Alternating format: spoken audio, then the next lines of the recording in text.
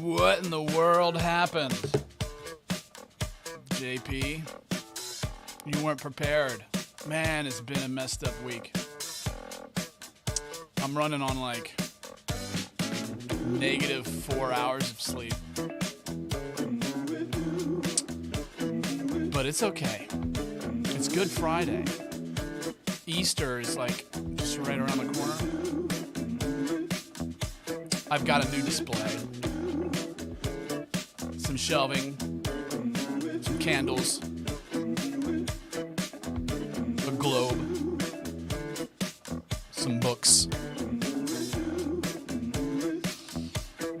some flair is what they call it around here. Flair. And I still have the Blair Witch Project on the screen, so that's a plus. Sorry about that, man. It's just been messed up. I'm going through so much crap right now. There's a lot of stuff that's private I don't want to talk about. Found out that one of my not close, but one of my really good friends is sick. Like real sick, like potentially really sick, and it's hard. I love this guy, and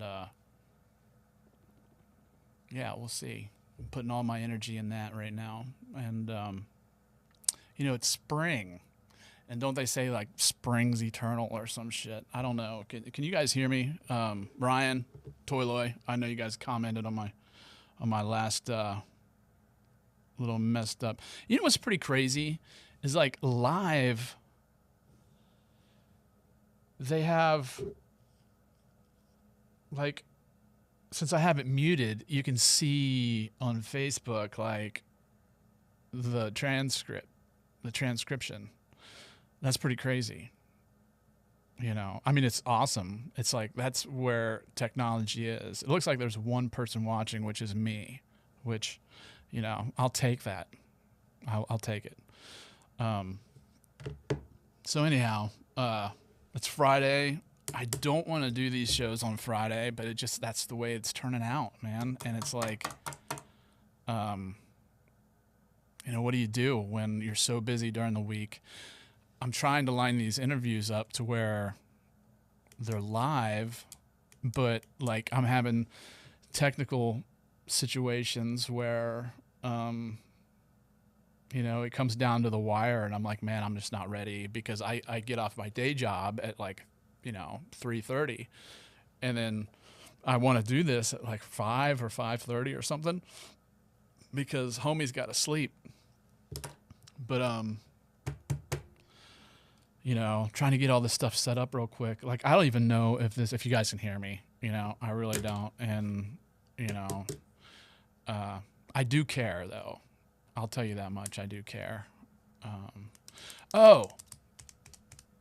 Earlier this week, I had my first session of cupping. That's where, you know, you can tandem it with like a massage, and then the trained masseuse or what have you, holistic handler will take little glass vases and heat up the air inside and put it on your back and put a bunch of them on there and move them around, and it sucks all the toxins out of your system. And I don't know. I mean, I only did it once so far, and you know, I think I should stop doing it. I think it worked. I mean, we'll see. But I recommend it. It's not very expensive. Another one of my friends, Jamie, was like, "Have you tried rolfing?" And so I sent a message back to the masseuse, and I'm like, "Hey, have you heard of a rolfing?" And she was like, it's it's kind of like, what is it, myofascial deep tissue massages, but I don't know. We'll have to look into that. So so here we are. It's Friday. It's spring. There's a lot of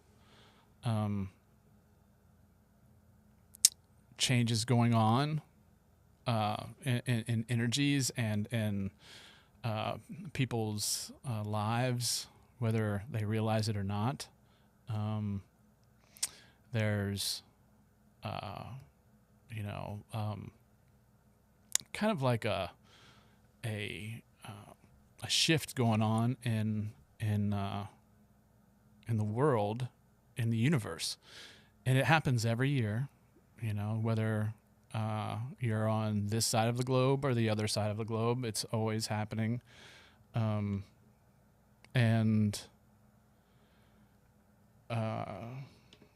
it's nature, and it's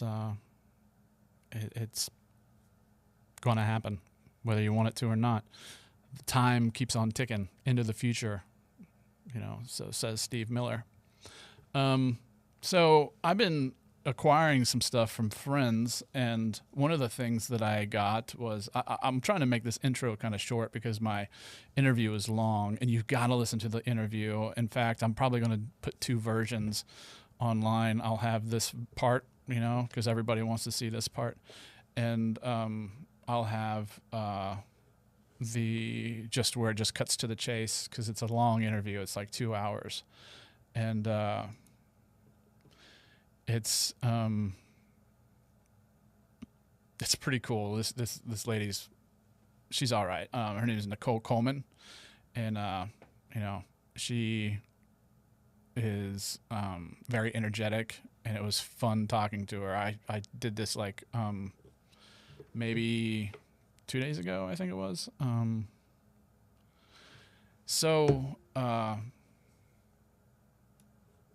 gonna switch cameras there. There we go. Somebody sent me, I brought this up last week. Somebody sent me this book. It's the Pop-Up Book of Phobias, and I kind of recorded a little video to show.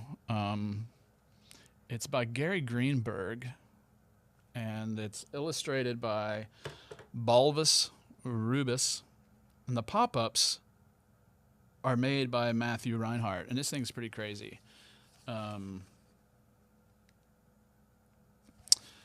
The first one is dentophobia. We all know what that is, and a lot of people are afraid of going to the dentist. I really don't care too much. It doesn't hurt. I can take a lot of pain. Then there's aerophobia, and it's I guess it's the fear of flying, air travel. Ophidiophobia, intense and often hysterical aversion to snakes.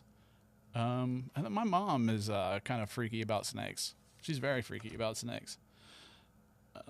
Claustrophobia, we all know what that is. And I mean, if you remember when you were a kid, you had these pop-up books, and I used to love them. When you got your little magazine that you could order from, one of the things that I always picked out, the toys were limited, so I would pick up these pop-up books and choose your own adventure. And they're fun, it's a good thing. And then they started making these out of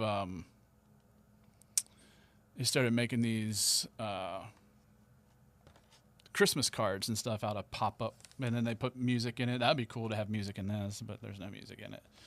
There's let me see, fear of heights. That would be acrophobia. Coulrophobia, the fear of clowns. I can dig that. I'm not afraid of clowns. Some of those videos of a couple years ago where the clowns were chasing people, that was pretty freaky. I think most of it was fake, obviously. But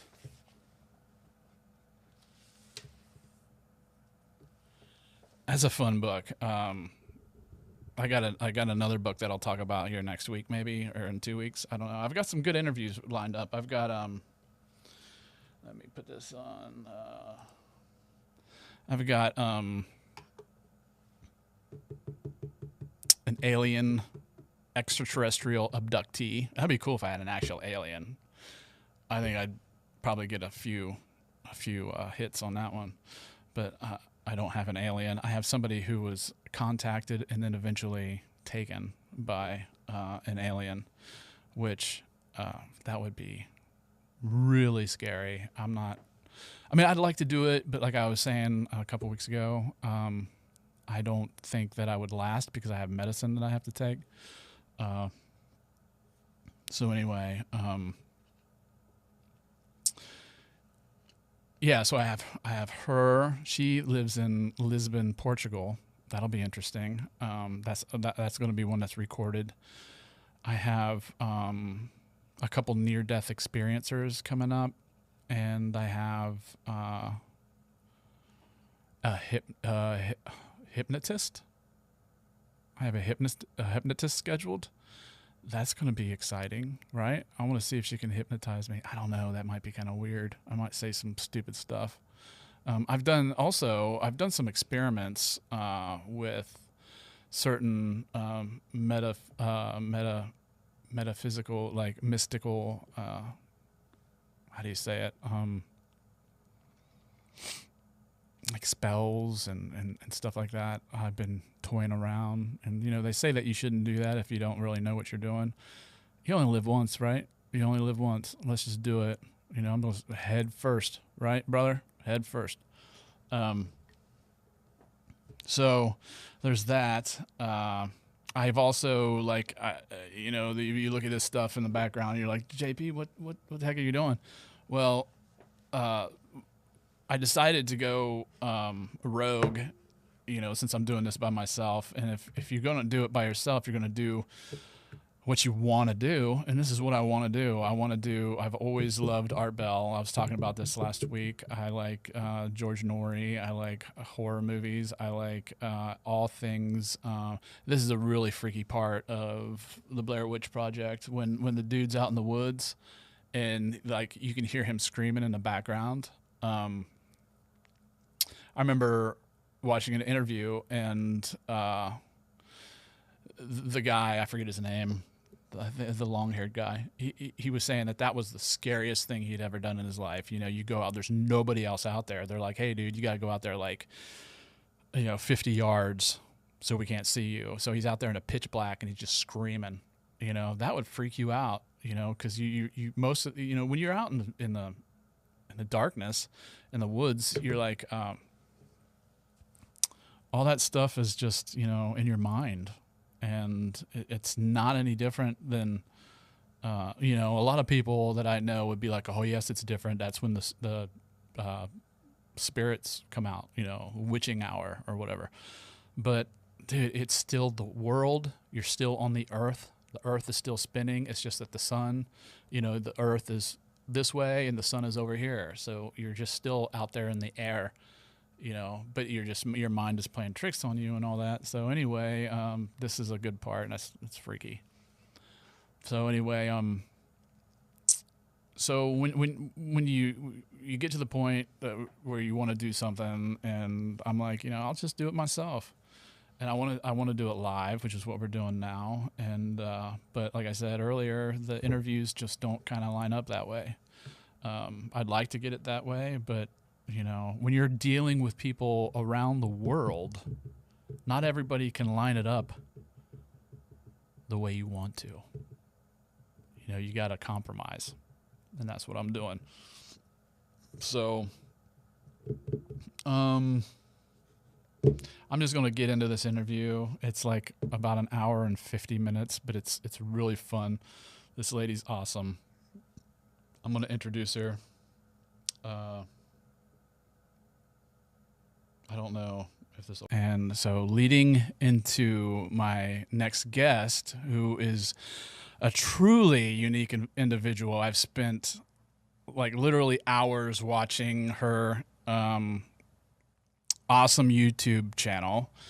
Like you got these YouTube channels that like you start to watch them and you're just like, ah, man, I don't know, you know, but this guest is like, after 18 minutes and it's over, I'm like, okay, next video, please. So she's my next guest, and she's the second guest that I have on this new format. Her name is Nichole Kolman, and she brings like a different perspective to relationship advice. I guess you could say it's not just like romantic, but all kinds of connections that you have. And she puts her own mark on dating in particular. She brings 20 years of experience of being a champion athlete, something that I can't touch because, you know, I don't do any of that stuff. I used to. Long time ago, I used to play sports, but then I got into music and no more sports for me.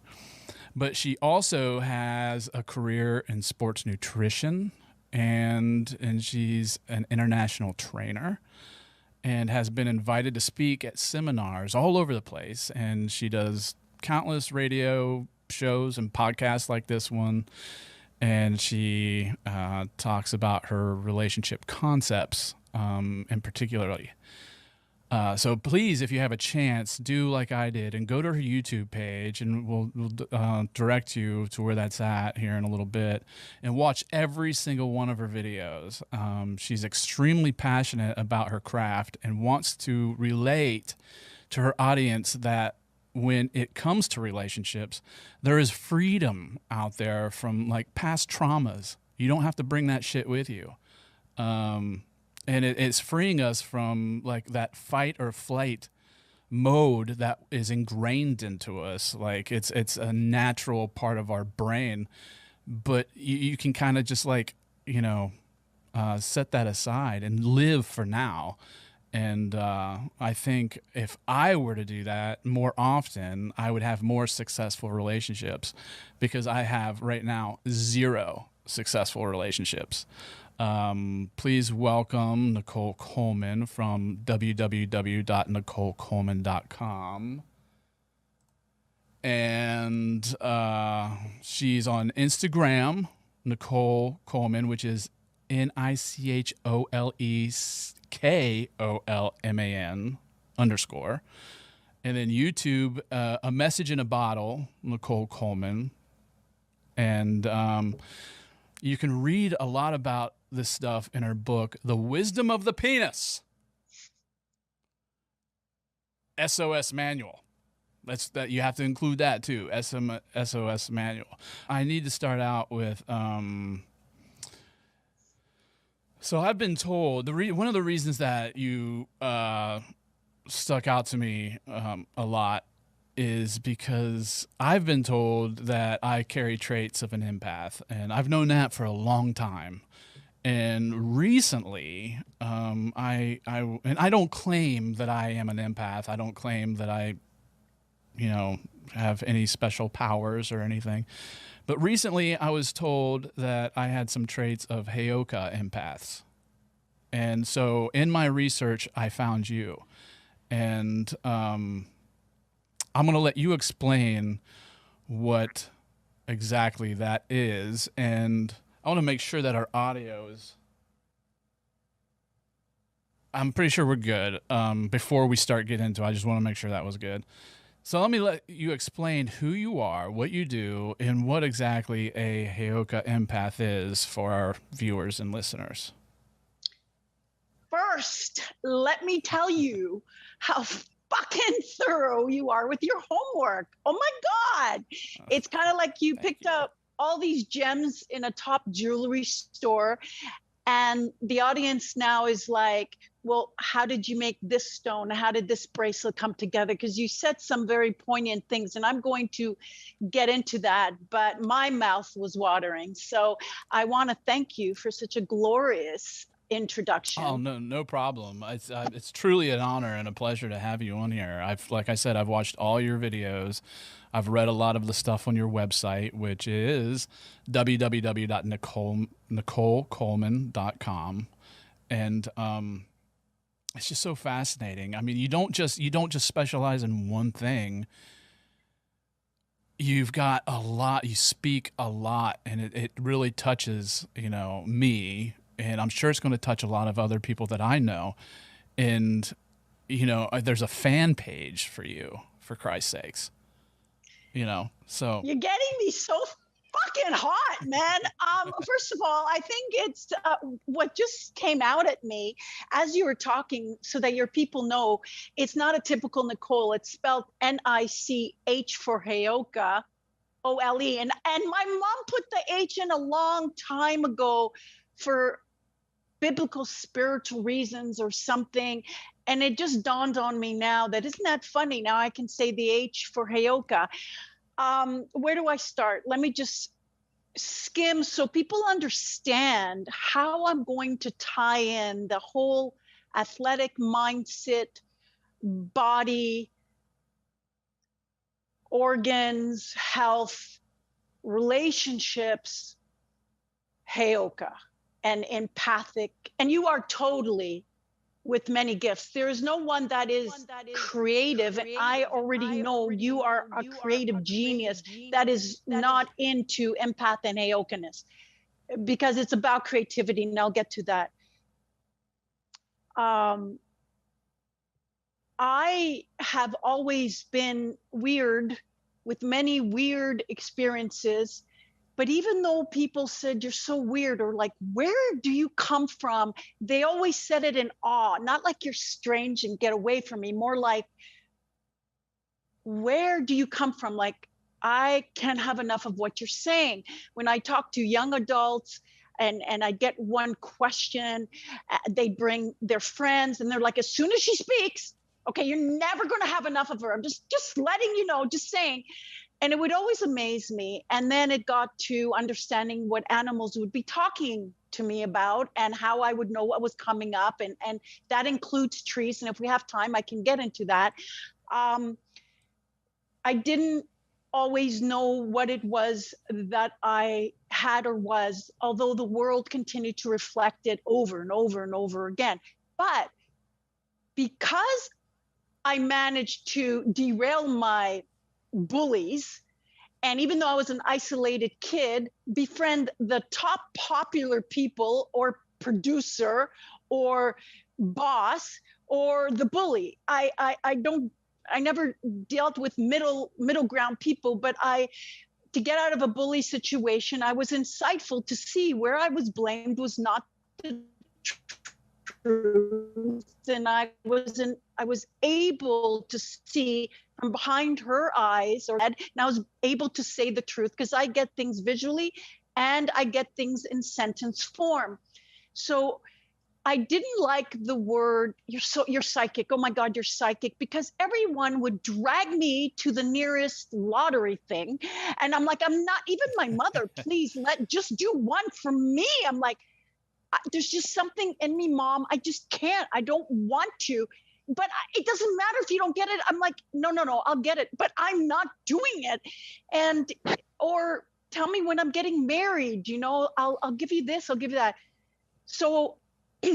But let me interject there. Does psychic? Yes.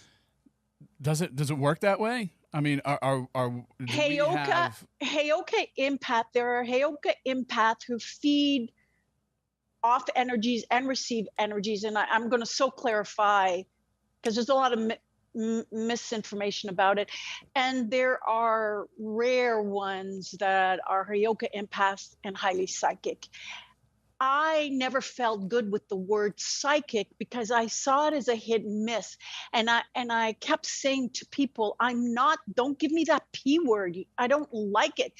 But the type of things that I was doing was very strange. Like, I'd see a girl in the gym. It was a woman. She's dressed in tight white snug suit, red lipstick. I'm like, oh, she looks really crisp and clean. I'm like, oh my God. And then I saw It's not like I saw a movie. It's more like I just know. Just like you seeing someone that you just know you're going to love. When people ask me how did you feel? It's a knowing. And what that knowing was, that I went up to her, I put my hands on her shoulders, and I said, listen, first of all, you look absolutely beautiful. She didn't even mind that I was just another woman putting my hands on her shoulders, right? That was strange as it is. And I looked her in the eye and I said, you are absolutely stunning. But I want you to know that this impurity that you feel in your heart, which is why you have to wear everything white, and then this red lipstick, which tells me it's a sexual indiscretion you just did, because you think that it's something you did that you're so dirty about. But what you don't know is about 4 days ago, you had this and this done to you with the person you're involved with. Now, who the fuck does that? But I knew what I knew. And she starts crying more and more. Finally, after about a minute and a half, 2 minutes of like hugging me and snot on my shoulder, like really, really crying, she thanks me. She pulls me aside and she's like, who are you? Like, what's your name? Right after all that. And I told her, and I hugged her, and it was different. I've done things like that to men too, but with men, especially a big fat burly man in a gym, some little girl with a heavy, like a lot of loose sweats, I'm like, yo, come here. And a guy is like 45 years, he goes, excuse me, especially in an area of town where there's a lot of, criminal activity like mafia type people hidden.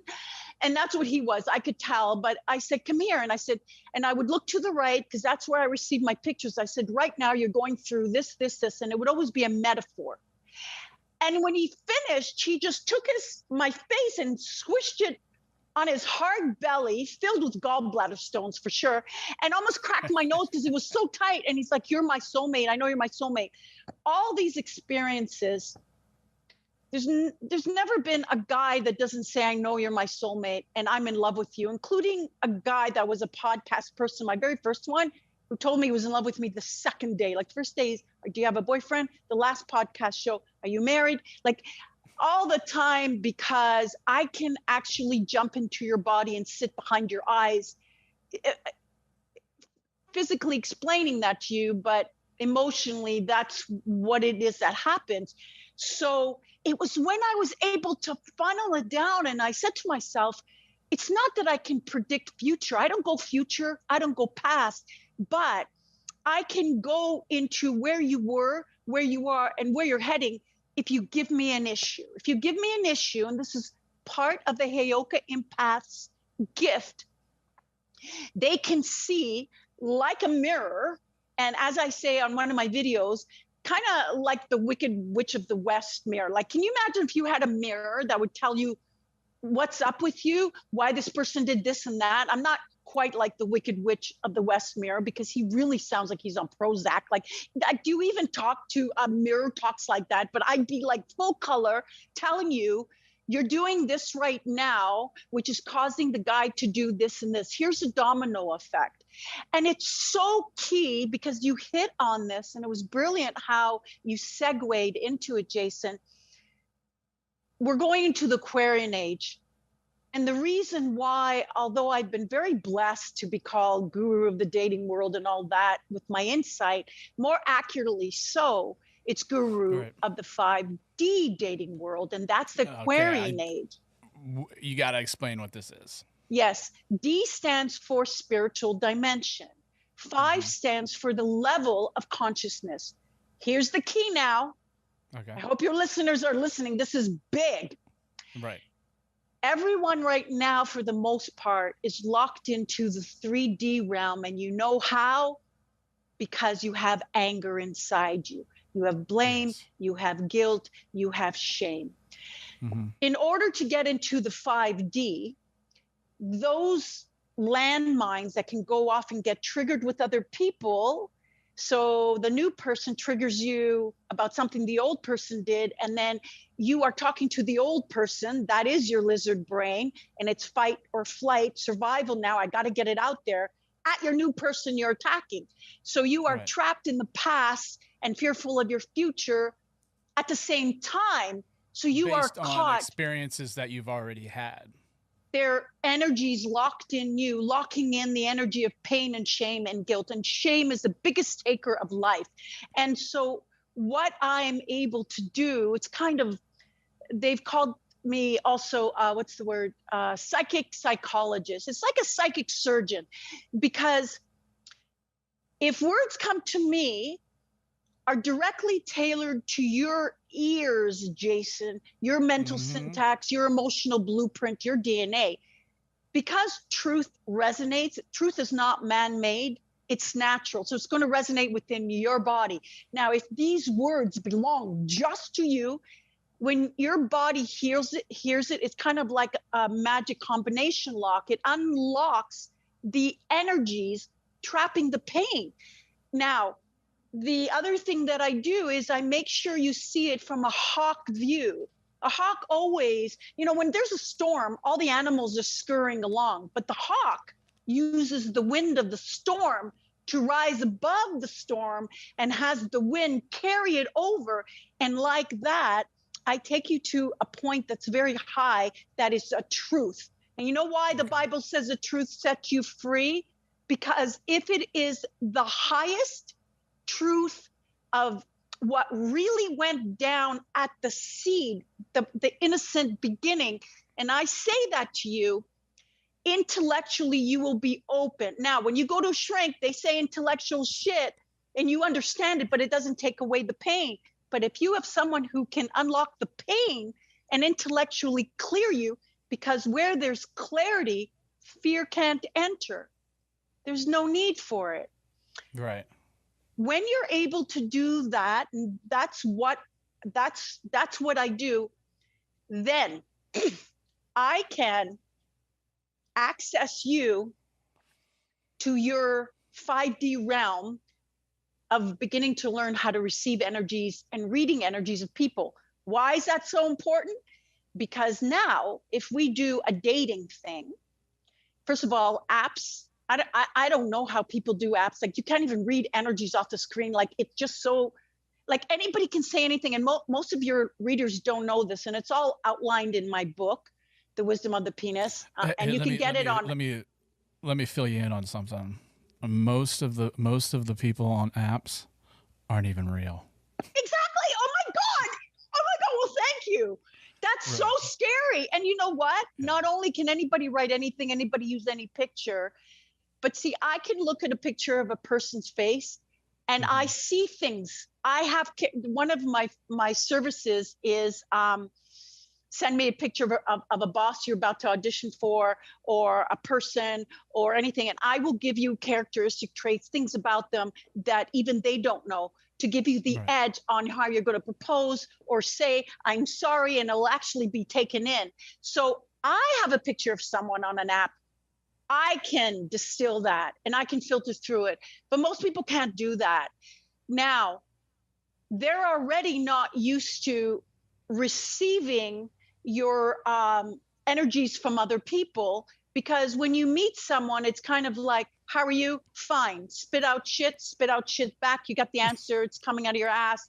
Fine, are like two book holders that it's not open-ended.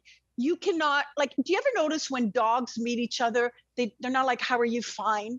They look. Okay, I'm not asking you to sniff my ass, I'll sniff your ass, right? But they look, they wait, that's some primal shit right there. That's some primal shit, and we're not saying it's all bad. Humans do that. humans totally do that. You walk up to somebody and you well, you need to smell the energy. That's the first gateway to learning how to read them. And so in order for us to go into the Aquarian age smoothly, in order to have radical acceptance and not be offended, triggered by someone's different opinion on politics or someone's butt or whatever, we would have to be free of our triggers. We would have to be free of embedded pain that's going gangrene right now inside. Hey, I just wanted to share something with you. A couple years ago, it was about 2 years ago, I was in a composition class at a college here locally, and we had to do a research paper. And this paper that I did was, it was, don't laugh because it's kind of weird, but it was amazing. You had to find a question that you were somewhat passionate about, ask the question, and try to answer it. And so, I had been single for a long time. I had tried being in relationships off and on for quite a while. I'm a single father, and my main concern over my daughter's 17. She'll be 17 in about 25 days, actually. That's so awesome. Yeah. She would love the book even more than you. It's written in their slang, like for real. Go on. Well, I saw that. I saw that you write it in but there's a reason. lingo. You need to go back there where all your shit was formed, right out of getting out of mommy and daddy mental conditioning. Shit. I mean, that's where it was frozen. Those things are still leading you in life, Jason. I'm telling you, I know this, and it's like I'm so aware of where my difficulties are and where they were born that I've got no questions. It's how do I get the answers? But let me finish this little thing here. So my question was, should I date again? And should I try online dating? And so I had to answer this question in an essay and research. I had to research like what online dating was and, the statistics and all that.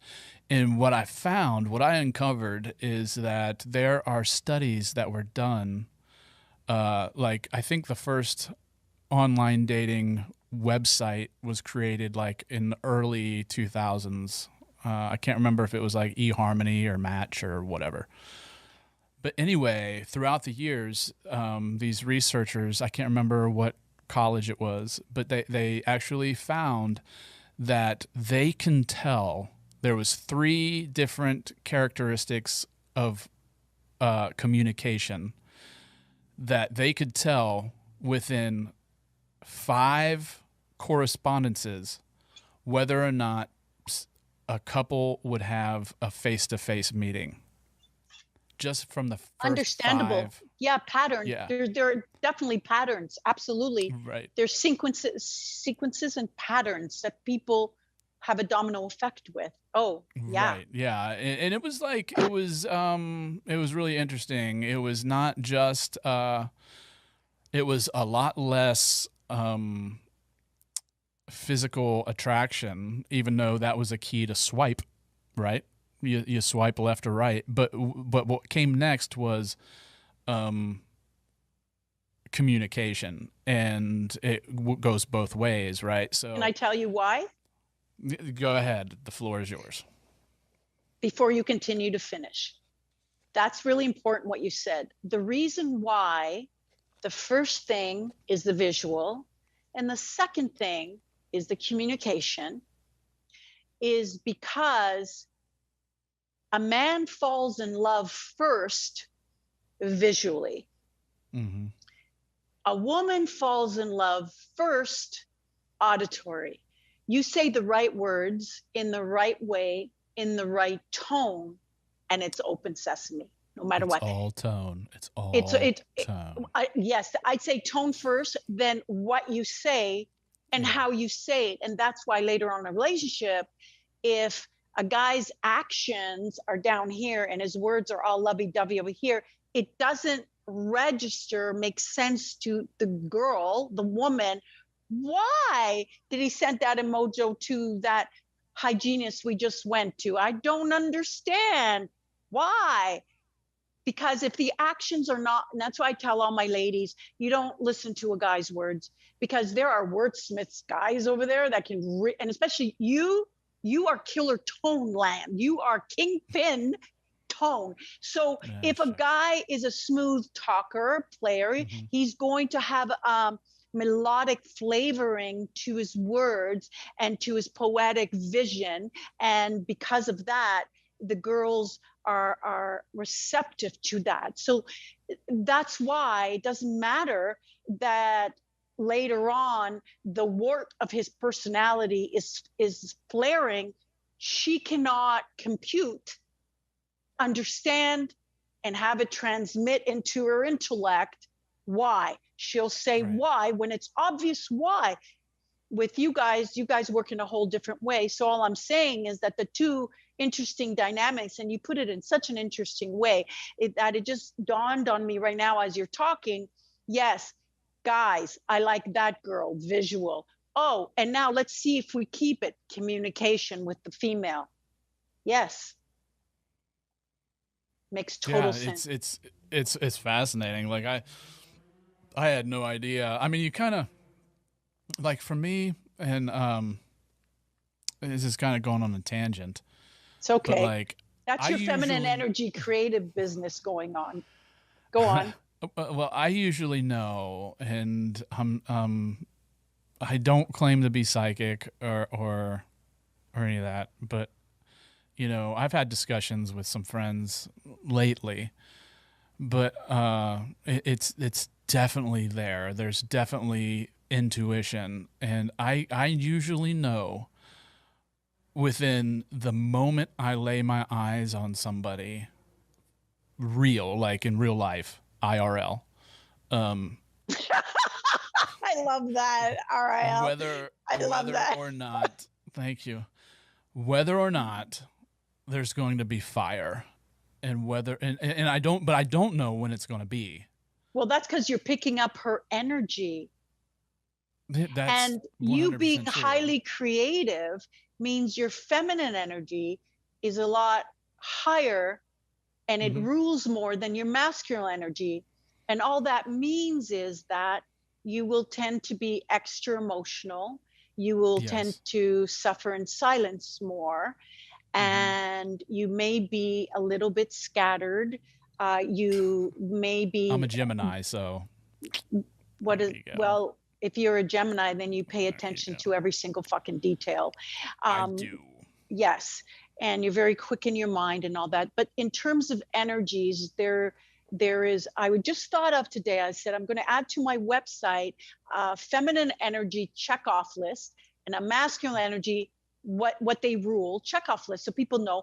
And then I'm going to say for the girls, when you're off balance and too much in your masculine, and for the guys, when you're off balance and too much teetering on the feminine energy, there is going to be consequences. So it works on both ends of the spectrum. And this is why I feel so valued now with what it is that I'm chiseling, because the way the media has, I'll just say, lack for a better word, fucked with a woman's mind, in the sense that if you want to you show the guy that you're in charge, because it's about equality now.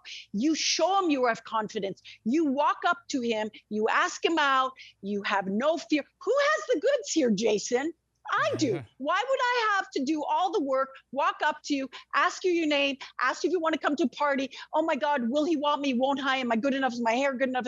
Go through all these like self-esteem issues as if I don't have enough, vagina smudge in your face, like, sniff, do you like? And like, I don't know in your sex ed class, but in mine, the egg never put on her running shoes and ran after 50 billion sperm. The sperm run after the egg for a very good reason.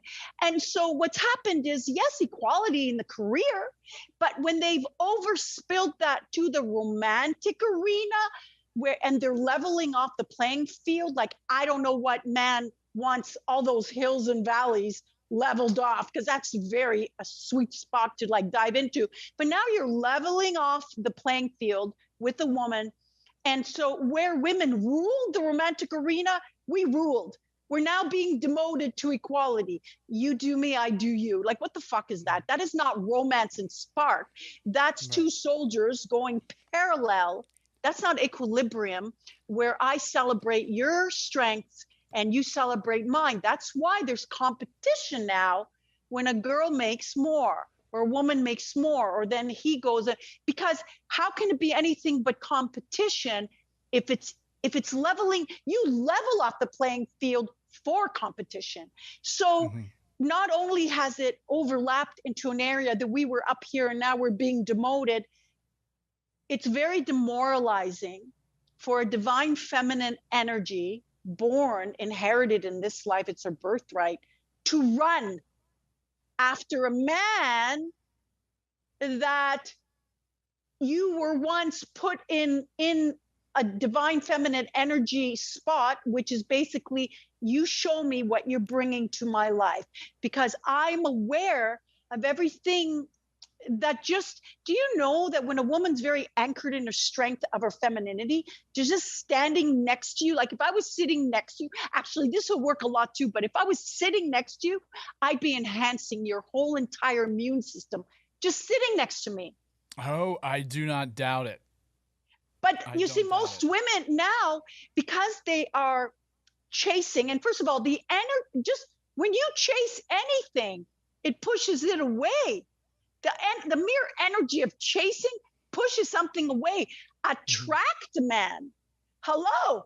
What do you think law of attraction is? It's pure feminine energy. Now the women are like, I don't know, I just can't, have a hard time putting myself first. Why do you think? Because you're fucking locked in your head, because masculine energy rules logic. It rules logic, responsibility, being sacrificial, over giving. You wonder why your guy doesn't want to give you back. You've given him this. He's like a giant snake. So you've given him a rodent and he's like swallowing. He hasn't even finished gulping. You give him more. Okay. And then you give him more. And now he's choking. I need some space. Of course he does.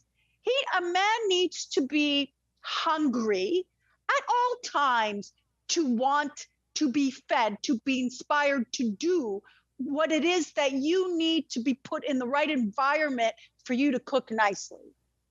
And that means you being happy, because yes, a man understands that a woman can have problems and this and that, but don't think this is not affecting you guys, because when a woman is predominantly in her masculine energy and she's locked in her head, first of all, I can't turn off my head. She's just engaged from her feelings. They're on mute. So now, forget reading energy. She can't even read her feelings. There's no permission, because feelings are seen as a weakness because they're overruled by the strength of her mind and seen as weak, which makes the guys passive as fuck. Because now when a woman leaves her job or the playing field, because as an entrepreneur or a sports person, we all have to have balls. It's a competitive world.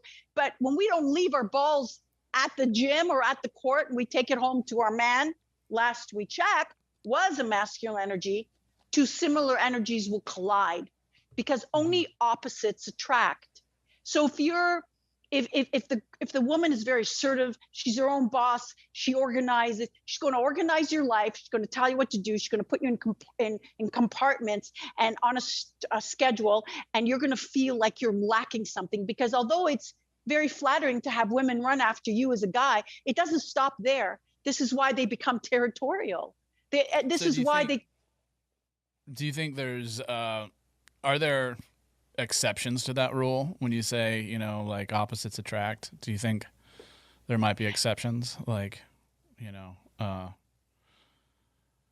it's hard to explain, but I'm sure that there's sometimes two alphas get together. No, I'm sure that the dynamics. No. What'll happen is two business people, yes, they can get together, but when they're together, and it's not only alpha, only beta, whatever the term is, it's not that you don't switch, but in the beginning, if it is not whatever is established, if the girl's establishing herself as a chaser, and the guy is like, I wait. You know how many guys come to me, it's like, I don't know how to approach a girl. I'm like, dude, you got a penis. It points for a reason. Go get the friggin' girl. Like, it's like your balls aren't going to be snipped and it's going to roll out the door if she says no. It's just a word. But guys are becoming extra timid, extra passive, which clears the ways for the narcs, for the players, for the manipulators, and the ghostwriters. That's a problem. Let me ask you some clarification, because I've heard you use that term narcs in Narcissist. several. Yes. Oh, Yes. got you. Yes. That makes total sense now. So it's not that, when you have one guy who's super creative, it doesn't mean that he won't be with another woman who's super creative, but one of them is going to be more into the admin and the money, organizing all that, and the other one is just going to want to be creative. That's how you're going to fit into the pegs into the holes. That's why you have a peg and she has a hole. If she, and even in those same peg, same sex, one is the leader and one is more into pampering and, more frilly or just likes to be more happy. Because when these women come to me and they say, I have problems with my guy, and I don't like to attack them and tell them what I see from the get-go. They need to realize it on their own. So I asked them a couple of poignant questions like, well, Julie, in this argument that you think you're right and he thinks he is right, I'm going to ask you one question. Do you want to be right, or do you want to be happy? Which is most important to you? If being right is more important than being happy, you're a masculine energy dominant person. You see, if I meet a guy that's a leader, I know he needs to be right, because for me to not win him over, but argue him down, I no longer can look up to him. And so he's going to fight me. And I tell my women, even if you win, you lose, because a guy is arguing for the sake of just to remain respectable. Don't argue with the guy. Tell him what you don't like. Tell him what you're uncomfortable. Tell him what you feel like. Even when you say in the nicest way, I want you to do this, honey, it's going to sound like an order. But honey, I feel like this, or I'm uncomfortable with this. That's talking from a girl's feelings. That's not going to threaten you. Wow. So, okay, in the relationship, okay, we're establishing kind of the roles, I guess you could say. Now, when these careful with the word role. I know that's why I said maybe we'll get a better word. Say your question. Go ahead. Well, my question is the dynamics. Okay. Good word. Okay. Yeah. So when we're establishing the dynamics, and in the beginning, you all have passed the sniff test, and yeah, that's so cute. And right, and so you've moved on, and so you're courting, and you're sniffing other parts now. Go on. Yes, definitely. There's a lot of sniffing going on, and, right? Yeah. And so now we're a thing, and so when you say we're a thing, are we a thing because you assume we're a thing because we casually exchange body fluids, or are we a thing because you wanted to establish a parameter and you are saying to your woman, I want us to be a thing, and I want it clear, and I'm going to make it clear to others that we are a thing, so it's exclusive. That thing? Yes. Okay, go on. Yes. Yeah. So when the dynamics are established and you're starting to become like you're in a relationship now, what, in your expert opinion, this is going to be such a good question. Yeah. It's still developing. It's still percolating. Yes, that's how good it is. What do you, in your expert opinion, see when somebody the role of communication? We all know that communication is probably key, the number one thing for a successful relationship. And we should also add that it's not done just through words. Right. Okay. That's key. Okay. People can say many things. That's not really communicating. People can communicate with a look. A guy can communicate with his action. He doesn't say, I love you every 30 seconds. He does things, he goes things, he fixes things.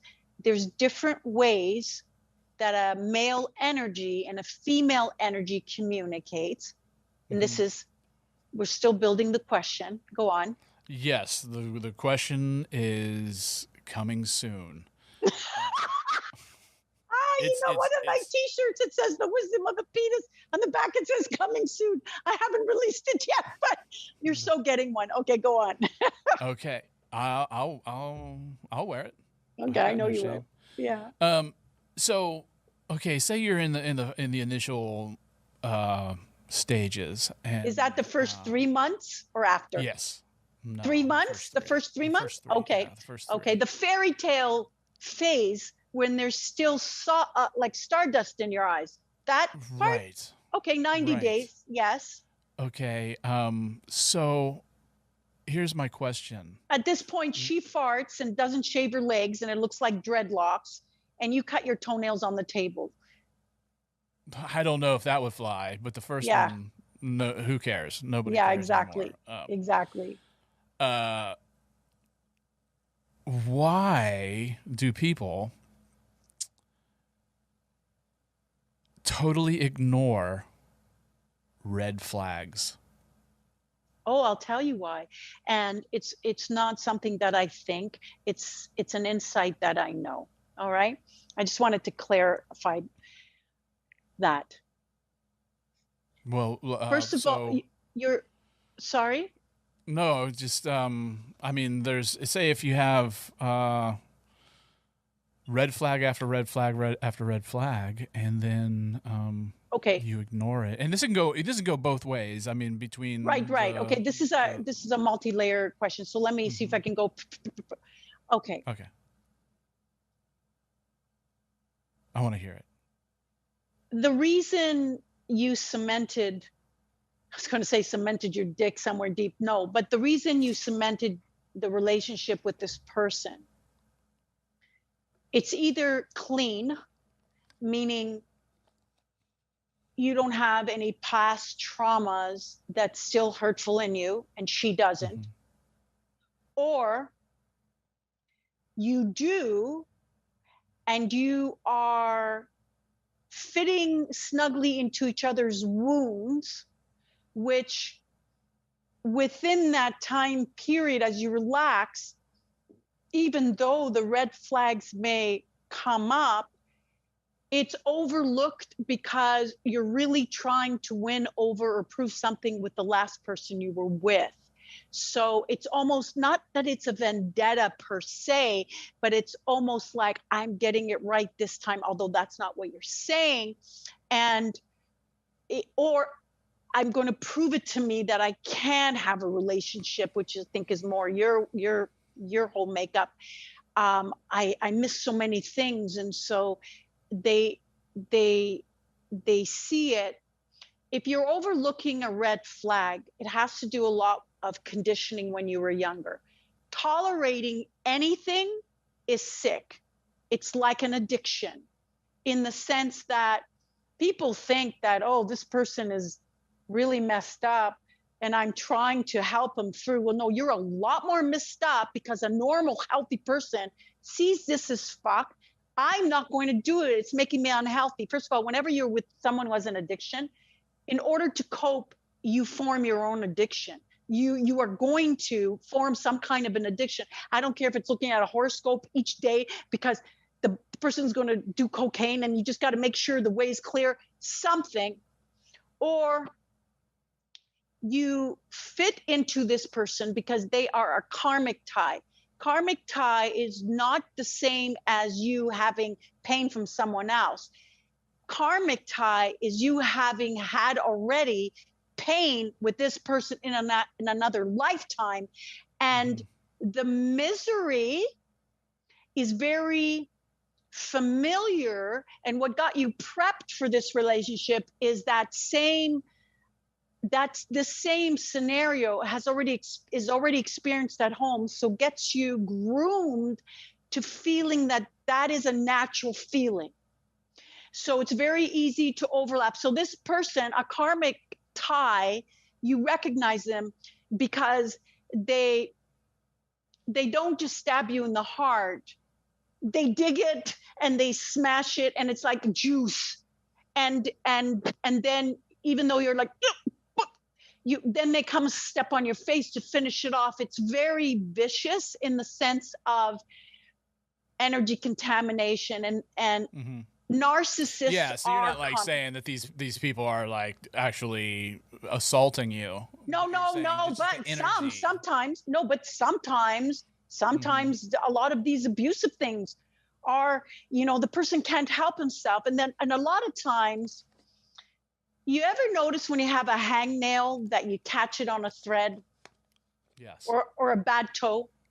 When a person has been wounded in their family, really bad, physically abused, they are screaming from the inside, hit me. Now, either the person responds to it and just hits them because he was hit and he turns into the abuser, or the victim, the prey, kind of like when he shouts, she just she doesn't say, fuck off and get out of here. She kind of curls and just like, it's kind of like she's back to when she was 8 and the belt came off and so she will take on the physical attributes of an action that she's frozen in back in time because he raised his voice, and then that will propel him to hit.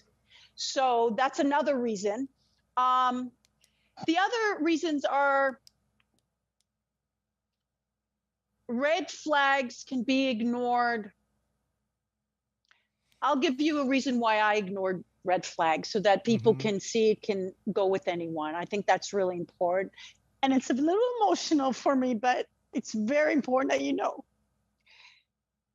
The reason I'm so on a rant on the media and society fucking like mental fuckery with a girl's mind and trying to make us think that we're not strong, instead of enhancing our feminine divine energy of attracting what we want to us, to indicate to us in our mind and our well-being that life is meant to be easy, we are now stuck in our mind, and the mind tells us we have to work in order to make things happen, and we don't accept a guy's help or a compliment. Oh, take a bath? What? Waste all that money and waste all that time? I can take a shower in 2 minutes flat. That's what a lot of my top executive women are thinking. An athletic woman, being a champion in a couple of sports as I was, and always ambitious, entrepreneur mindset, I live predominantly in my mind, which means that when I met a person who was very creative and did what I couldn't do, the techo part, and loved the value of what I was bringing, even though he was no match on everything I know I can bring as a human being, as a woman, and especially for me in dignity of me being everything he wants and him missing so many things on what I want. He had the one thing that filled a hole of what is most important to a career-minded woman or a sports person, which is satisfying her mind, which is about accomplishment. Now, these women don't just get like this because they go into a sport or they become business people. All of these women, and most of these women, have either been neglected by their dad, or the dad did not have enough time with them, or the dad treated them like a tomboy, and they had to work very hard to even get a little hug or get some time with him. They learn from the get-go that working hard ensures they'll get the little. And so for me personally, though he gave very little and was no match on many other ways, in my mind, I didn't know this was going on at the time. But when people said, you don't stop, it's like you wrote the book, it took 13 years, 4 years to edit. It's like they kicked you out of Starbucks because it was like sunny days and holidays. It's like, get outside, enjoy you're here every single day finishing the book. And I'm like, because people need this. Because in little girl's mind of Nichole, she was thinking, if this book is able to help the world, maybe my dad will love me and will see that I'm important. Maybe then he'll hold me. Now, he's been dead a long time, so that's going to be tough to do. But that's my drive. And so a lot of these women they're working through that kind of tunnel. Now, with the guy, you're going to ignore red flags when you get nurturing from a woman where your mom's, let's just say, emotionally, she was dry as fuck breastfeeding you because it just did not happen. She had no nerve. She was either too self-absorbed, which is narcissistic, or made you feel dumb, or made you feel stupid that you needed it, like something's wrong. So you got the hint, you back the fuck off. So if a woman is very nurturing, but is addictive with something else or has some other problem, you will overlook that because it feeds your greatest hole. Yeah, I got you. So it can kind of run you amok. Yeah, totally. I mean, yeah. It's so strange. It's so strange how, like you just said, with your own father, had there been like real, not just like love, but energy, because towards that. Because for my father, all he cared was about the news because of his country. This is why I had an aversion to my country and to the news. And what's really, really funny is I end up, in other words, I was competing with the world, with world events. And so what I end up doing, what becomes most important for me, is to help the world. What country? I'm Israeli, French, and Russian. I was born in Israel near the desert. I can't talk to you anymore. Sorry, I'm just kidding. Yeah, I might be a little hot to handle for most average people. Israeli, Russian, and what was the second one? French. French. Oh, okay. Yeah, so I got you. So the Israel thing is very, oh man, that's a tough one. Yeah, because the Israel country is always in a state of war. I don't blame him, but your daughter should not be second to it. But a lot of, back then, now I think the dads are into their daughters. Like when I see a dad with a daughter that's 13 at Starbucks taking their lunch together, I have to cry and I have to go to him. And I'm sure you're going to love your daughter even more today. But what I'm saying is most of these women feel with the more certification and the more accomplishments they get, the better they are. In other words, they are not enough, which is why they suffer from a not enough-itis to just being who they are. Because if you don't get the father's love to cherish you, keyword cherish. See, all these women are really, I have a lot of clients that are doctors and lawyers and executives, females. And they say, well, I know he respects me because he sees that I've done this. I said, but do you feel cherished? Do you feel cherished inside? Because you see, if you feel cherished, you will feel respected, but you don't necessarily feel cherished if you're respected. Because that's why when you come home and you're like, oh my God, I don't know what to do for this presentation. He's like, well, you get over it. Just don't make a big deal. That is not being cherished. That's a guy who's passive as fuck, does not have any emotional calluses because she never let herself be vulnerable to him. He got used to that. So he is not her thick lighthouse in the stormy seas of her menstrual cycle or her emotional life. He's a flimsy lighthouse. Flimsy dicks do not work with me and most women, and they will put up with them.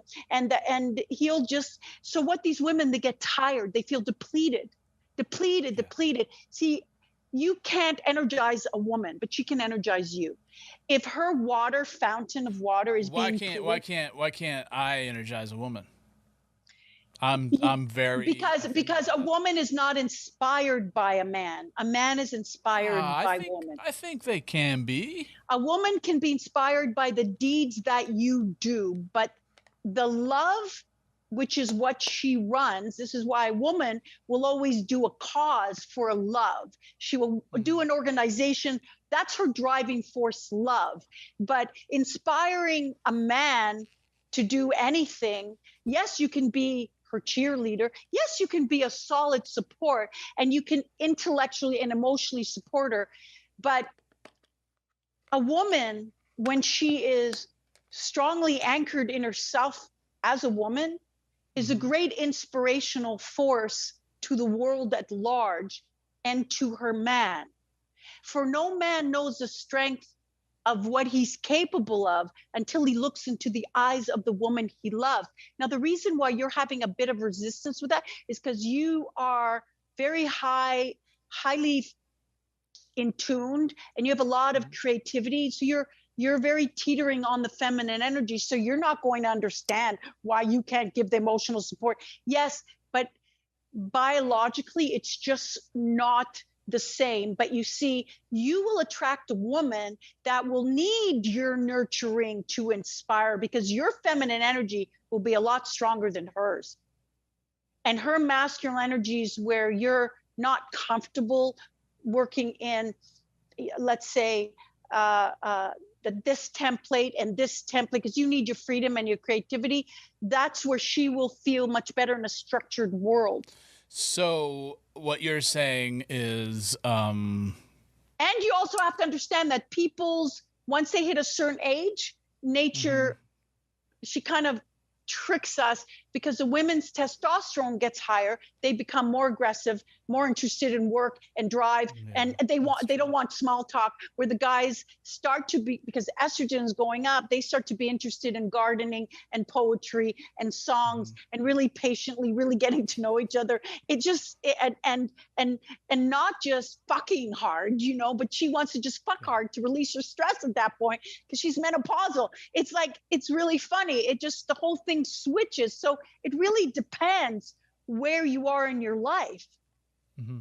No, I follow. I really do. It makes total sense. It does. I mean, initially, you have the attraction, which, you know, can be a multiple different energies. You have sight and smell and all that, and, you know, everything is coming together. And then you have the war within, which can be waged. It's a landmine. Psychologically, like a tug of war. And then you bring in the past. Well, it's not that you bring it in, it's that you get sucked back there, which robs you of the present. And you are in your mind really talking to the energies of the other person with the stand-in right now. That's why a lot of guys who have mommy issues, when they're yelling or when they're upset with the woman that is strong and like really to the T and just wants the best, she's just asking a simple question, but he feels, he might say something like, what do you think, I'm a piece of shit? I don't know anything. You know, I have nothing and you have all this. Like she never attacked him of that, but in her strength, there will come a moment where he will be triggered by her efficiency or what he's lacking, and he will feel not good enough, because somewhere he was put down by his mother. She didn't build him up the way a mother's supposed to do to a guy. She kept him dependent on her, or she used him as a surrogate husband. Right. Yeah, I got you. Women can really destroy. They can, if I can do a special on just mothers, they can really destroy the seed of a man. They parents, you know, the emptiness, motherfuckers, right? Well, you know, but it's up to each human. I just think it's a lot tougher for a man who has a really empty, who never got nurturing from a feminine energy mother. He's going to need it from his partner as a mother 80% of the time and lover 20%. So she's eventually going to feel drained because he's going to be too clingy emotionally. It's not that he has to be by her hip, but she's going to feel that he can't do his own thing, everything's together and whatever. And plus he gets jealous when she starts expanding because she could leave. Yeah. Yeah. Yeah. And you see, and you can always tell where you are also, Jason, because, and I'll give this also to your people, and this is especially for the people. Yeah, for your guys to know. When your woman is upset, first of all, don't tell her to calm down. Don't use the C word. Oh, you don't even think that. Oh, and don't put your hands on her shoulders and use the R word, like relax. Don't, because she's like a volcano with boobs at that point. She'll, like, if she's mad, do not fucking touch her. Do not fucking touch her on her wrist, shoulder, or behind her low back or knee, all our sexual hot spots, because we don't want to give at this point. Okay. Yeah. And at that point, most men are like, relax, calm down, tell me what's wrong. She doesn't know what's wrong because there's too many things going at her, because a woman is predominantly estrogen based, and that's a feeling hormone that processes and absorbs feelings daily. So in the morning when you left her, she was like a daisy. Then on the way to work, she sees some guy pushing to get out of the way, some old lady who falls down, breaks half her face, and she's like, oh, God, what an asshole. And then she goes to work and she sees her boss cupping a feel of the 17-year-old's ass. And she's like, oh, I don't know what to do. Do I say something? Do I not? So that energy gets onto her. And then her best friend calls her and says that her husband's had an affair with a nanny who's like older than her or some ridiculous. Damn. And then you so sweet that you are thinking about your love, and you're like, hey babe. And she's like, what? And you're like, is this a bad timing? Some hibachi. And she's like, what? And so she's going to snap at you because she's collected like stamps all this energetic business. And so when a woman is upset, don't ask her what's wrong, because she's collecting other people's feelings. She doesn't know. Just tell her, talk to me, tell me. And don't be standing there thinking you got to do something at 10. And I hope this will like go fast, because it means you'll be vacant. You'll have to do this in 2 weeks, where she brings it up again. And you're like, but we talked about this already. I don't understand why you're still mad, because the energy didn't transfer. She needs to talk and talk. And for those guys who haven't done this in a while, that could, the first talk could take an hour and a half. So don't do it like just before a game, because she's going to go on all kinds of tangents. She's going to start with something that happened 14 years ago with her dad.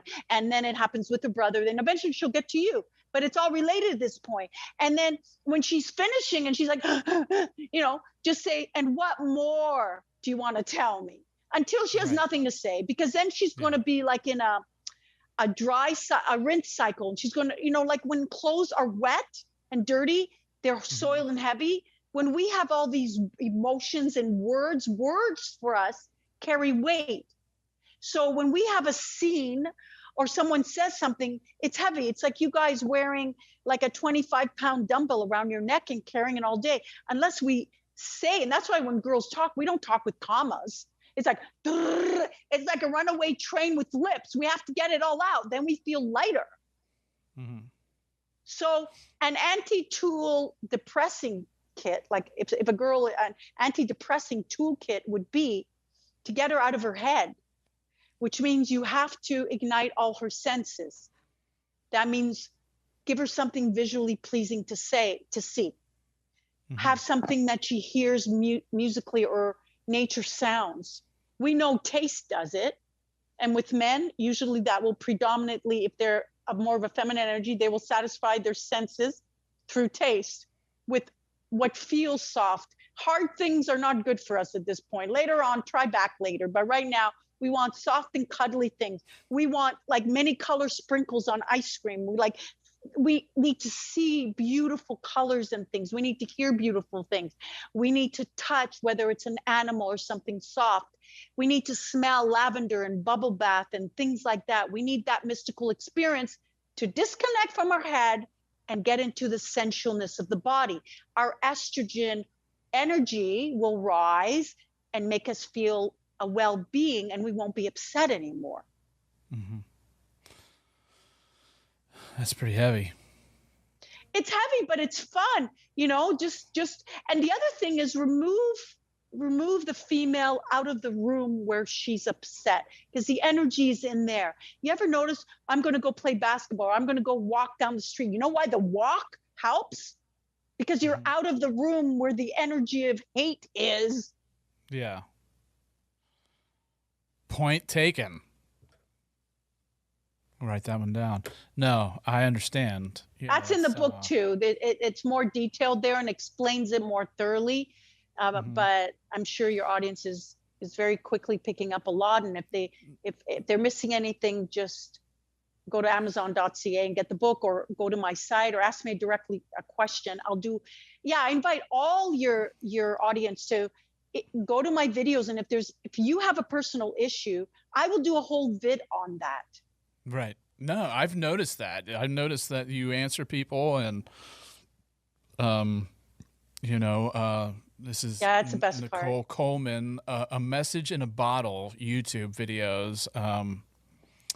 And I've noticed that, like, now I can't think, are the YouTube videos completely different than the Instagram videos? You do those separately, right? No, they are more or less the same ones. Okay. Yeah, they are the same, but not all the videos on the YouTube channel, because they're more dense and informational, and they're more than 7 minutes for those that I get really deeply involved, so that people go, yeah, that's my issue. That's my issue. If I put that on Instagram, they'll go, that's my issue. But what, she left out the part, what the fuck to do. Well, that's on the YouTube channel because it's longer. Yeah. Okay. I got you. Yep. It's a safer bet. Yeah. So going back to the very, very beginning of our conversation. Yes.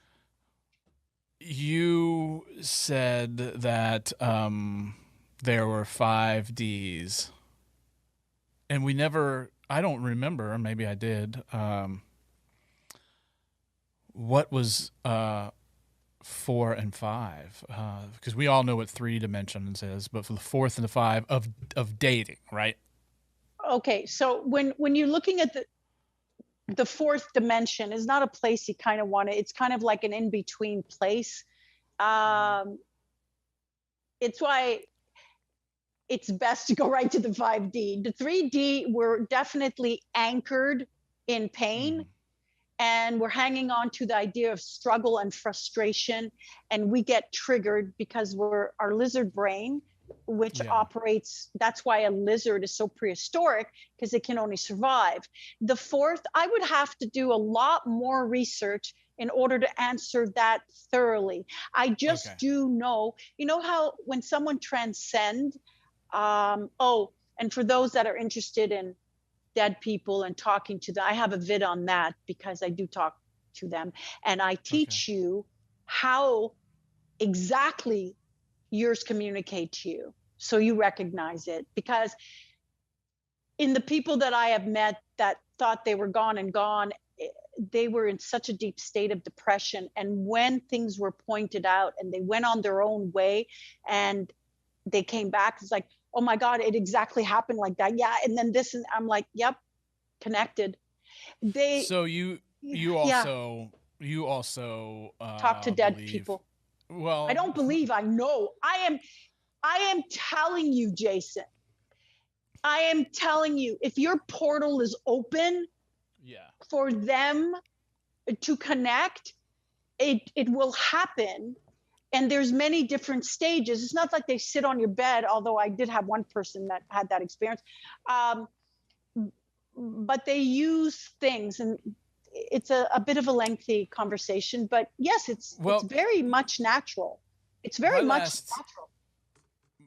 My last guest, and I've heard this. I've taken this is even in like a basic intro to psychology course. But, there's theories out there that you are consciousness. You're a level of consciousness, and that never changes. Like from life to life to life, you'll come back, but that consciousness is the same as your previous life and the same as your next life. And you are building towards basically kind of like divinity or perfection. And so when you're talking, so I'm like, if that's the case, then how can you talk to the dead if It's not they're that. not there? Let me answer that question. Let me answer that Well, question. he Go did. ahead. He did say, he was like, well, you're not talking to them as a dead, but you're talking to their consciousness that is always there. That's also hard to swallow, but I give a very fast, quick analogy. And I'll do this with you Let me right hear now. it. Have you ever, and I'm sure this has happened, have you ever just thought of someone and then they text you? Like Yes. they were on your mind, right? And then they text you. Mm-hmm. You can call it, let's just take off the labels for a second. Let's Sure. just say your friend No popped in labels. your mind and then there was on text, right? I used to do that all the time with my mother growing up and everything. Mm-hmm. When people pass over, just like the person that texts you, they thought about you, you received it, and they have a phone, so they text you.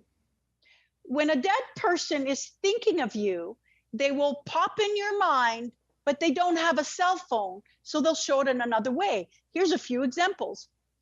I was sitting here recently on my birthday, and I was thinking of my mom, and I said, oh my God, there's so much love in my heart for her. She was like, that I knew she was there. I've gotten used to think, because I'm thinking about my birthday, what I have to achieve, what more in this, but I'm saturated with love for my mother in my thoughts. I get a text. The text is a collection company from a department store from 12 years ago asking for my mother front and fucking first and fucking last name. And I am looking and I couldn't even cry. I'm like, I can never share this fucking moment because mom, fuck, this was awesome. And I never deleted it. And I'm like, Ori Kolman, you still owe us this amount of money. Now, another time, and it doesn't just happen once, another time, I can see you felt that, and that felt good. Thank you for letting me share my sandwich of joy. Because you hate when you share a sandwich and person's like, ew, and I'm like, fuck off, you wasted my sandwich. But another time I was driving on the freeway, and again, I was thinking about when she died and how it happened so sudden. And I said, oh, Mom, do you know how much I loved you? Like, you did a lot of things off. I call it off. I said, but I love you so much, but do you know how much?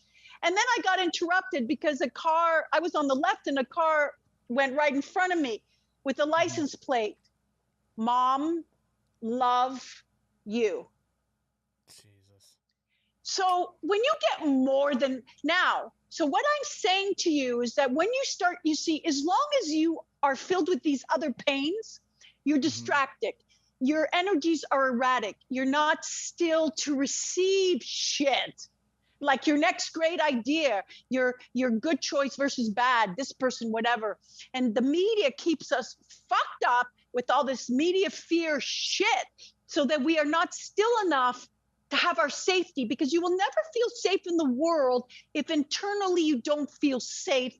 And you only feel safe if you rest enough and are calm enough. So when you get rid of the inside caca shit, and that's what I hope to do with more and more people, and there's more room for energies to be received, you will notice that you're saturated first in your mind. You go, oh, I'm thinking about my uncle so-and-so that died, he was murdered, or I'm thinking about that first girlfriend I had and she got in a car accident. You never ask yourself, gee, why am I thinking about them now? Well, that's why the fuck you're thinking about them now. That is the insight and download I received. It's just like the fucking text you get from someone when they're thinking of you and it comes in your mind.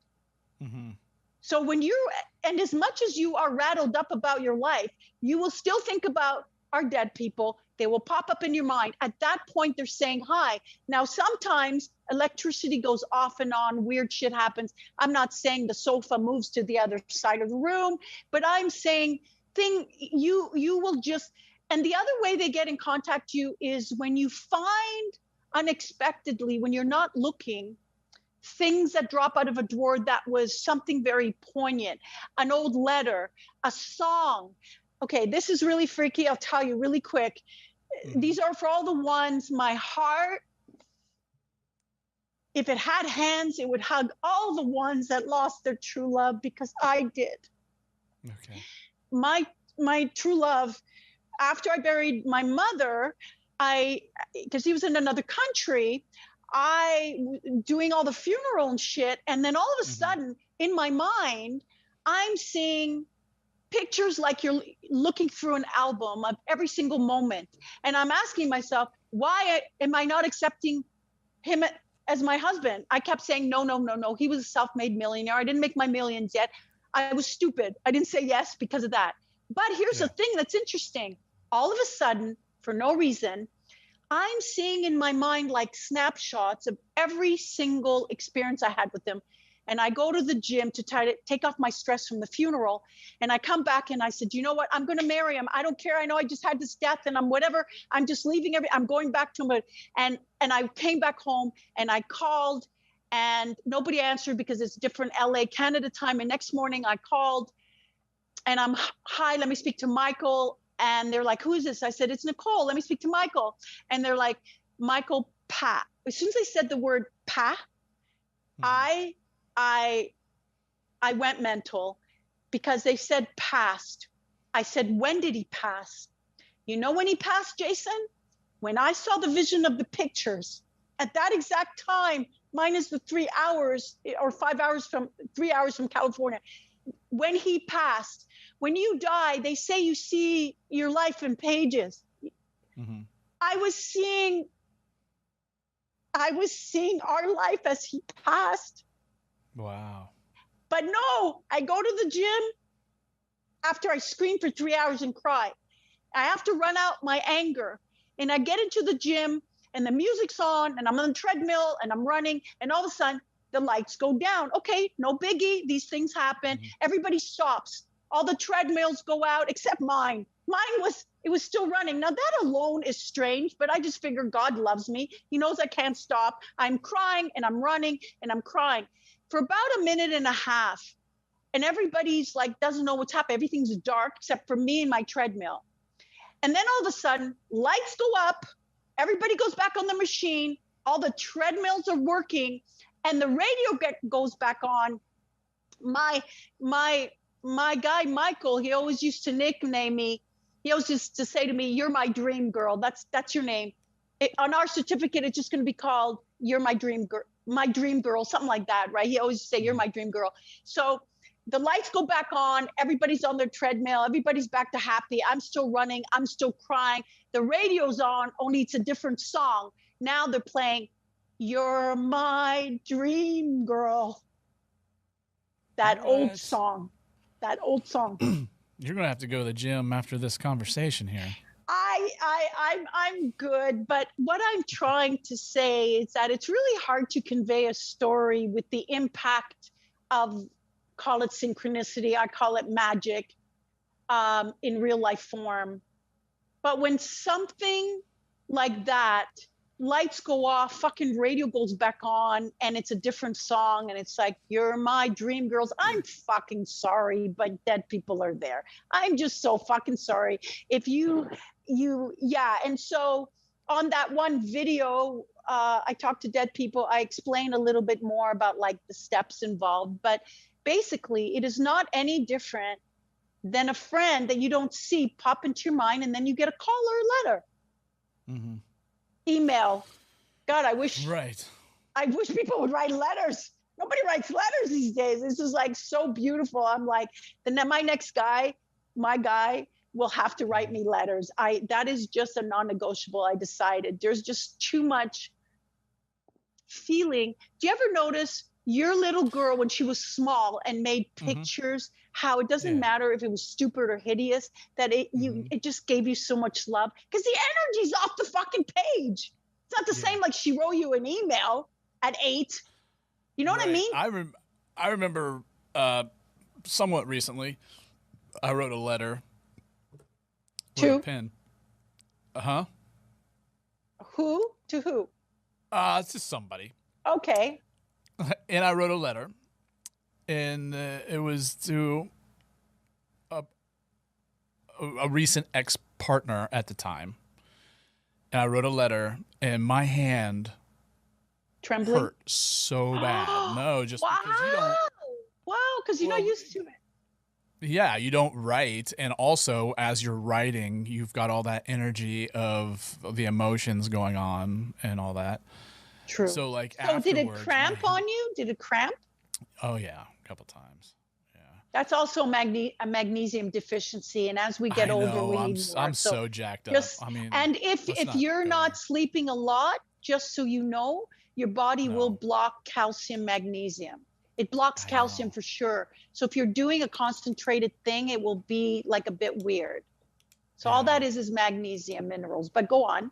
But I mean, plus I'm diabetic, and I'm taking all kinds of crazy medicines and all that. Oh, so well. I'm not sleeping, and so yeah. So I know what you mean, but like my life is filled to the brim with what I call synchronicities and magic or whatever. But like I've always I got beat up one time, like jumped, and I was maybe 23, 24, something like that. And I was supposed to be starting a new job like the following day, or do you think that was a sign? Oh my God. Well, the thing is like I'm not going to go into much detail, but after that, when I eventually started going to work, because I was supposed to start a new job, and like the people took everything that I had.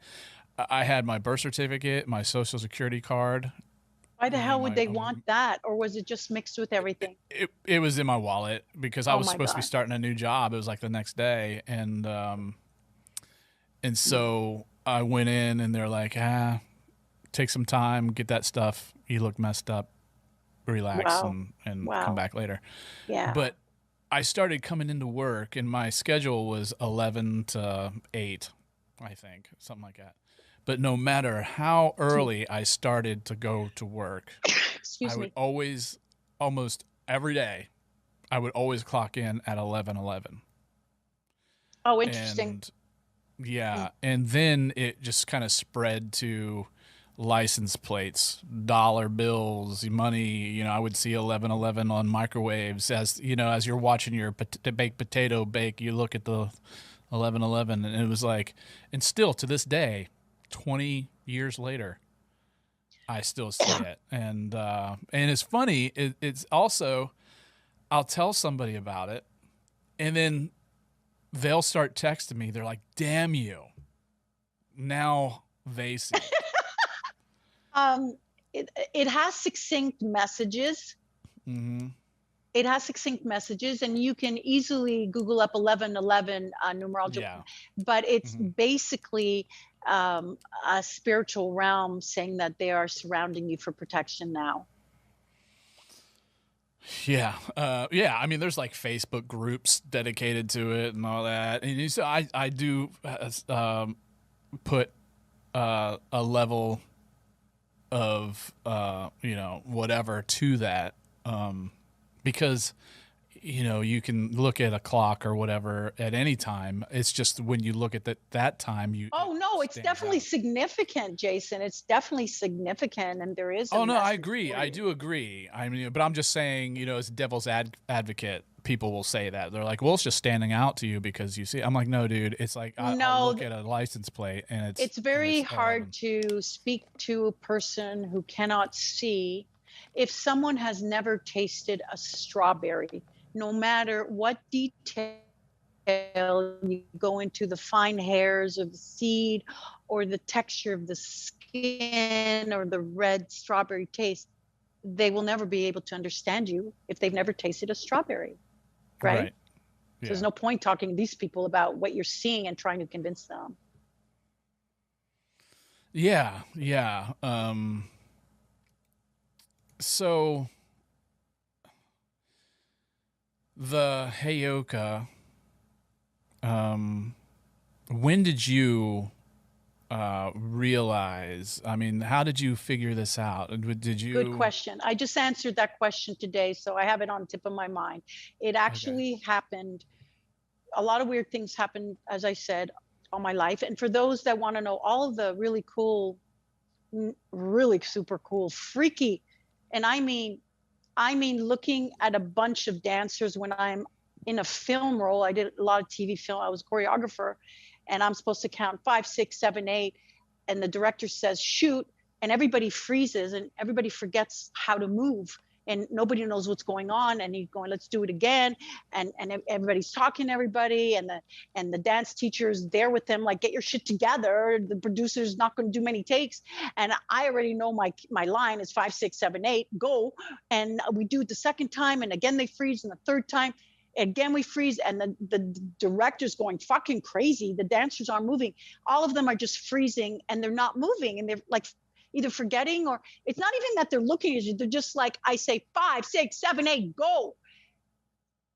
On the last try, the person at the very back says, don't look at her eyes, it's her eyes. And everybody kind of tilted. Yeah, and then it was fine. Now, you know, not to speak ill of Medusa, because she was a high priestess, but and Medusa is really cool because she's on all handbags and stuff. But yeah, so it's very interesting. I had a producer that looks a lot like you, except he's black, who used to, in his day, be a record producer for Lionel Richie and Diana Ross and all the old Motown. He was my client in LA. And as soon as he met me, he said he had a very weird experience with me. And he knows I'm weird. He called me an entity because when he was a little boy, he had 2 angels sit on his bed, 2 boys with wings. And ever since that happened, he had this telepathic way how to get tunes. Okay. So I said, so what does that have to do with me and your weird experience? He says, I'm sitting here next to you, and I've never felt the angels' feelings through my body for 52 years, except right now sitting with you. And he told me later that when he watched me go into the car, he had to make sure I didn't get invisible. I felt so powerful. Like I was just so like 23 years old, like what the fuck?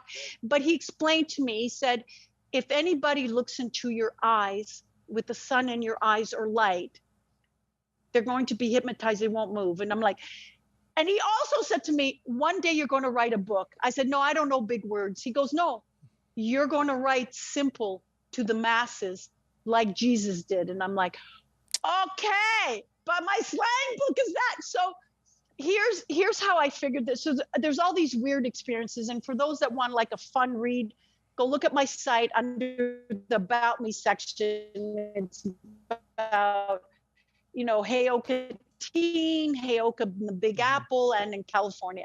A lot of you strange broke up a things little bit there. You were talking about the About Me section. It's the Heyoka teen. Go to the Heyoka teen, Heyoka in the Big Apple, Heyoka in LA. There's a couple of pages on all the weird things that happened to me. A couple of months ago, as I was chiseling my website, and for the longest time, I've had clients tell me, Nichole, you're not a trainer, you're a guru. Like, what are you doing? Like, the things you're telling me is deep and it's insightful. Oh my God, I got rid of my shrink. And it's not just young adults, it was my older clients. And I had one professor, law professor, she's in Nova Scotia. She says, Nichole, you got to write your book. The world is waiting for your wisdom. When someone gives you such accolades, you have to be very meticulous in asking yourself, what is it that you say you are? Oh, I'm an insightful person. I'm not going to say I'm psychic because that's only one component. I didn't even know how to describe because I didn't know what a Heyoka is. So I asked myself one day, and when you ask your brain, you will get the right answer. So don't ask stupid, dumbass questions like, why did he leave me? You'll get 44 responses of why he should leave you. So when that happened, I said, what is it that I have? And is it of value? Like, is it just insight or is it something? I know there's wisdom. I know in LA, a lady says, oh, you've got this weird marking here. That's part of the tomb of Solomon. You're going to have a lot of downloads of wisdom. I said, I don't want any of this freaky shit. All that kind of stuff happened to me. All of a sudden, a feather this big dropped in a huge eagle, whatever it's called. And I didn't think anything of it. And I'm not you know, you see feathers every now and then, but they're little ones. I'm not a feather or a pebble or a shell picker upper. I'm not into those little nicks and crannies, those little knick-knack thing. But this feather was a huge motherfucker. And I'm like, yo, what does this mean? Why did you fall right in front of me? I didn't just toss it. It felt too important in my hand. So one day goes by, another day goes by, and I'm still thinking, what is it that I do? I know it's different. Too many people for 15 years told me, 20 years, whatever. And as a child, nobody wanted to go around me. That was my parents' friends. When I buried them, I'm like, you guys all hated me. You went to the siblings, the other kids. We didn't hate you, Nichole. You were a dangerous child. I said, what does that mean? What do you mean I had fangs? What? No, the questions and the things you came out of your mouth.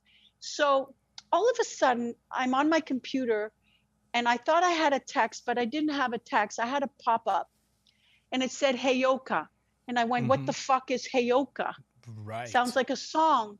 Yep. And I listened, and I went, oh my God. Oh my God, he's just there. They just talked about 15 traits, you know, if you have him on like the little degree, and I was already over all the degrees and the high degrees of all the things they were mentioning. And then I dove in, and then too many things made sense. Psychic is one thing, but a Heyoka empath is someone that can see the issue, where you're in the dark. They are a mirror, and they also call a Heyoka a sacred clown. And that could be why my rawness, one guy commented on my YouTube channel, I don't know, I said some kind of an F word, but I said it backwards, or I said it in my twist. And he says, oh my God, I was in tears laughing when you said this word, right? And I said, why do people always laugh when I'm trying to be serious? And I punctuate with my F-bombs, and it's creative F-bombs. It's funny to people. And then someone said to me, it's because it's just raw and it's just different, whatever. But so people started calling me Yoda in my teen, Yoda. And I'm like, who is Yoda? I never watched Star Wars. And then I look at this beast with pointy ears and fucking needs moisturizer. And I'm like, that's who you see me as? Is this Yoda, this hideous creature? And then I learned to love Yoda because I understood. So when I say things, I thought I was dyslexic. I can't even see the word dyslexic. I can't even say it. I thought I had a speech impediment because it's not my first country. So when I speak backwards or upside down or reverse order, I would tell people my English, not so good. Then I realized a Heyoka empath talks backward forward. And I feel so much better because I thought I had a mental problem. Yeah, and some... What I do, it's okay. You what I do a lot is I'm not really dyslexic, but whenever I look at a menu or I take an exam or I read a newspaper, something that's not written chronologically, I always go to the back. And that's go interesting. Forward.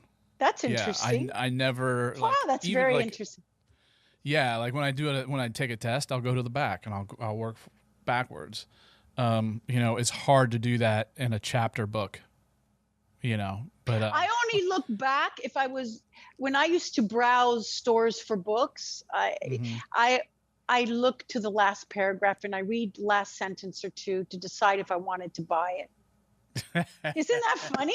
So in that way, I guess we're similar. To something that ends like that. Are you kidding me? Exactly. It had to really, climax. I'm gonna read the last couple sentences of the penis book. SOS do that. Manual. Do that. It better be good because I'm gonna read it anyway. Do that. You'll piss yourself because it will literally my dentist, who's in his 50s, at first when he read it, he's like, it's so funny and it's so insightful. But why is there D's all over the place? And I said, oh my God, there's all these typos. What are you talking about? And he says, there's like, you have paragraphs and sentences and you have these D's. And I couldn't understand. I said, D? He said, yeah, capital D's. And I went, oh my God. Okay, tilt your head. Is there a semicolon next to that D? That's a fucking smiley face, you dumbass. And then he goes, oh. And then I inserted actually a glossary with all the emoticons. So so I've got sketch bag, douchebag, sketchy, butterface when she looks like her ass and stuff. It's like a lot of fun. So it's very colorful and emotional. When you read it, it's like pictures. But by the time he finished the book, he looked 15 years younger. Mm-hmm. Right. Oh, because shit, you're in your slang. You're in your team. I definitely need to read it. You're going to, your energy is going to change. And I have to just tell everybody that usually, because my target market is to help young adults extract these painful things and go into the Aquarian age clean. It's a lot easier to do with them because a lot of adults want to hang on to pain. It's just a way of their stuff. They want familiar more than new. And it's a lot more work when I do seminars with them. So I target myself for young adults. But when I saw you, Jason, with that little picture of yours, I didn't even really see on the podcast advertising. I didn't even really see you. I just like, oh, this guy looks like a mad scientist or Einstein or something. I don't know, but it's like, wow, your energy just like slap bitched me in the face. And I'm like, I'm doing him. Oh, yeah. Him and I are going to merge. Oh, yeah. Right. Oh, yeah. But we live so far away from each other. But there's this hard. Visuals. No, I got you. No. I mean, whatever. There's this. No. Like when I saw, like I just did a random search and I was like, okay, yeah, that's so cool. This is the one. So let's reach out to her. Thank you. I love being the one. Thank you. Yes. So I'm gonna definitely be following you wherever you go because you're fun. You're like. You're animated and you're easy to listen to, and like the guy was saying, imperfections are kind of, what's the right word? Gloriously flawed. It's like when you get excited and you say something like that, it's like it's cherished. Oh, it just makes it even better. Because you're not scripted, you know what you're going to say because you've thought about it and you've kind of dwelled on it a little bit, but then you just go off the handle and you're just going on and on and on. And it's I am off the handle. Yes. When I do something like that, when I decided that I was going to do this, what's scary about doing a live stream and eventually. I'm going to get the technical stuff down to where the live stream will be easier for me. At first, I was like, man, there's no way that I can talk stream of consciousness like that just because. Sure you can.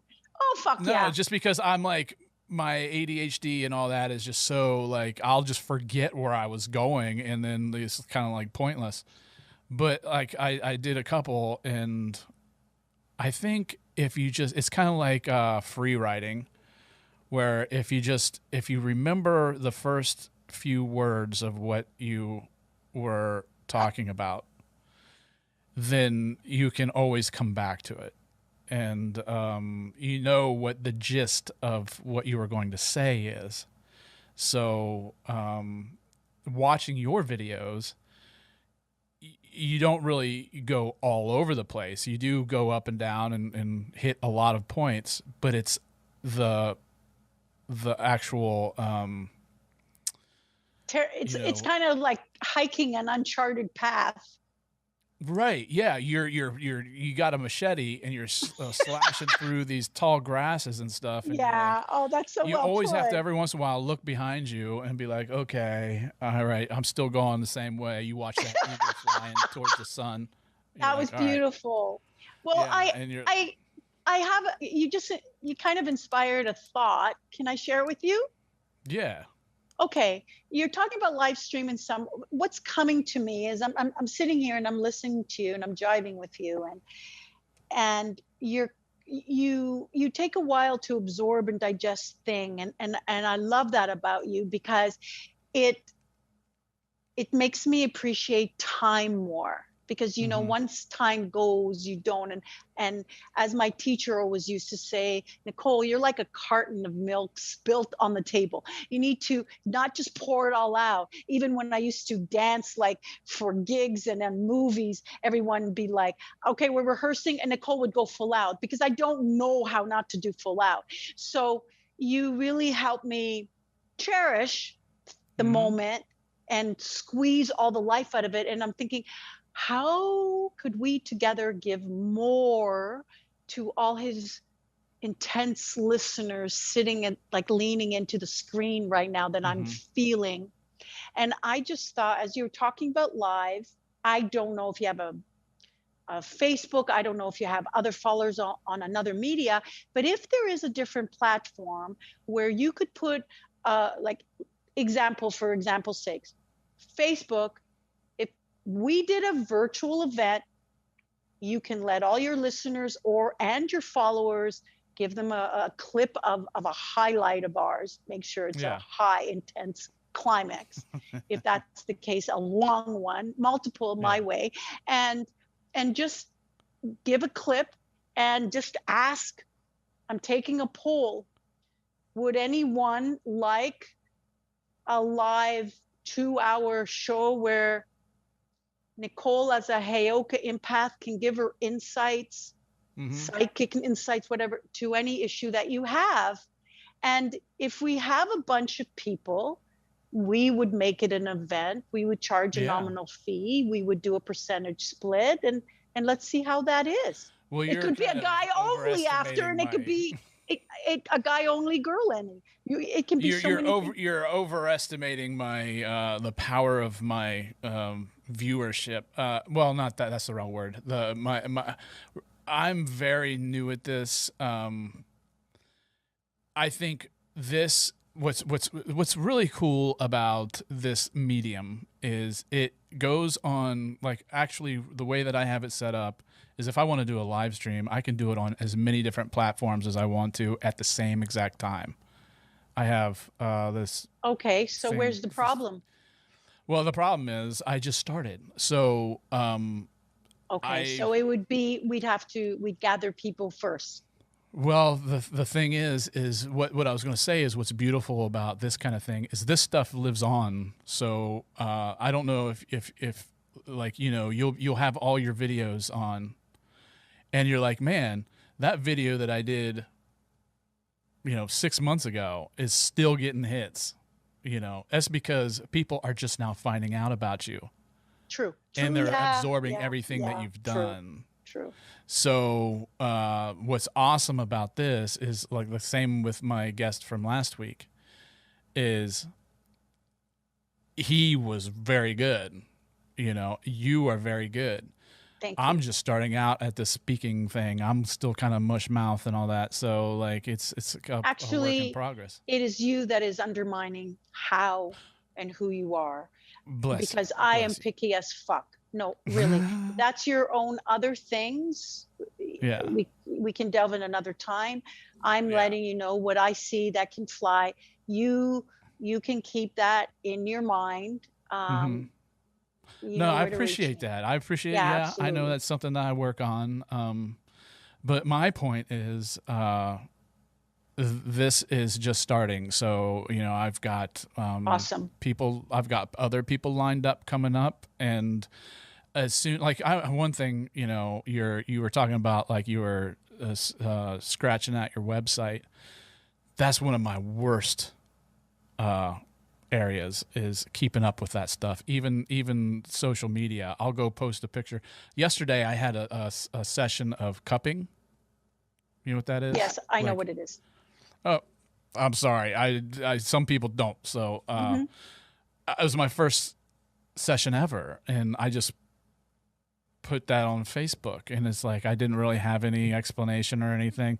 You know, it's like my website. I haven't touched it in forever, and I need to make time to keep that stuff up. But anyway, yeah, I like your train of thought. You're working with other people that you like, Yeah, That's I'm like very, the most very important picky. thing. No, I'm very picky. I just wanted to leave you with that little thing because I have to get ready for Hmm. my next show. Yeah. I am a little bit late, but it's okay. They'll understand. I've already Uh, texted them. Okay. But I just wanted to say that I've really so thoroughly enjoyed you. Oh, And I I hope know. your audience, and I'd love to hear how they responded. And please send me the link and the date when it is, because I'll do all I can to promote it as well. I appreciate you. Yeah. I will keep in touch. You know, we're friends now. And I'll definitely fill you in on everything. It's been such a great time. I mean, I'm not shitting you about that. Your website is www.Nichole with an H, NicholeKolman.com. The Instagram is the same with an underscore at the end. Yes. YouTube, just Google a message in a bottle, Nichole Kolman. Yeah, And a lot of information there, a lot.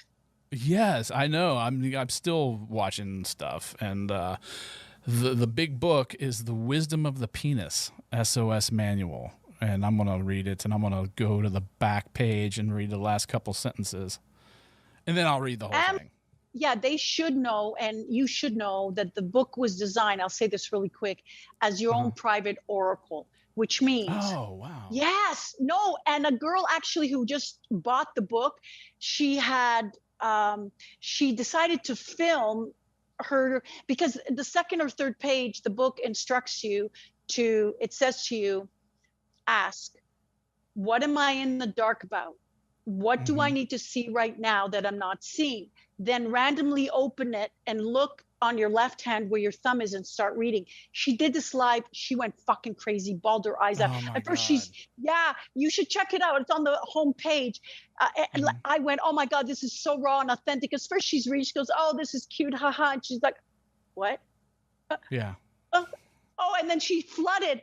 And so the book is set up as your own private oracle because I wanted no one to feel, I wanted everybody to feel like they were never, ever without an answer in their darkest time. That's what I'm most proud of this book. Yes. Well, Nichole, thank you so much. Thank I'm you. very grateful that you responded to my message and that you've been so nice and helpful. Thank you for putting up for my messages today. Just because I'm, no, you know, absolutely, things happen. No, that's okay. Well, I mean, it's this is great. I love talking to you. So we'll keep in touch. You let me know how things are going. If any of your people are sending you questions about, let's say they're going through you to reach me to do something, maybe they're a little timid, please just let me know, because my goal is to meet everybody's expectations that are in, well, when I say that, anyone that is in a dark place, I will find a way to get them out. That's my forte. And I also think that this conversation isn't over. I think here in a couple weeks or a couple months or whatever, we'll get back together and do another episode and talk more. Yes, most likely. But you go and talk to some more people, blow some more people away with your words. And I just now, are you single? Yes. Why is every single man asking me if I have a boyfriend or if I'm married? No one quite said it like the single, but yes. Yes, the word. No, I just wanted to, it was a throwback to what you were saying earlier. But thank you so much, Nichole. Okay. And you have a very good the rest of the week and your show coming up. And we'll talk soon. Okay, sweetheart. Thank you. Mwah. All right. Bye. Give my love to your daughter. She will steal the fucking book off you. I'll send you some videos from her. She's an amazing singer. Yes, and do the video on the oracle question of you. That would be great for me. Okay. All righty. Bye. Bye.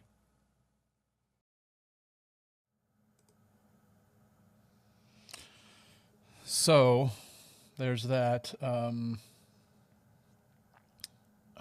me see.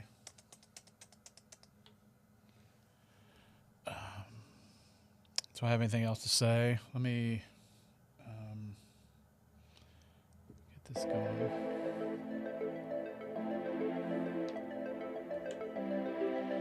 So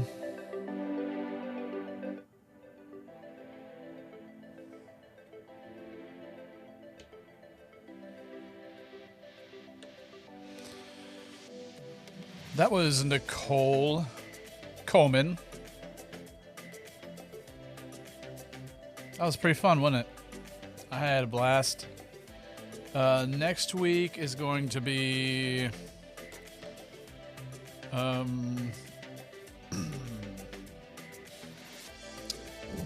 Tara Bianca. Tara Bianca. She is a certified hypnotist, I believe. Love activist, author, spiritual luminary, and success activator. That sounds pretty amazing to me. It's Friday. I'm gonna get out of here. It's 7:30. I was just telling a friend that I think of all nights I haven't taken a bath in forever. I think I'm gonna go home and take a bath. When was the last time you took a bath? Go take a bath.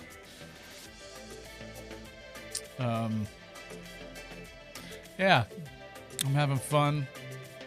So I'm just gonna listen to this music, and I will see you next week. Probably Friday again. And you know, I know people are busy on Fridays now that shit's starting to open up and people are starting to get ballsy. You know, it's still a pandemic, right? It's still a pandemic, so you drive around and you see everybody walking, you know, people in bars, outside, inside, restaurants, and they're still, you know,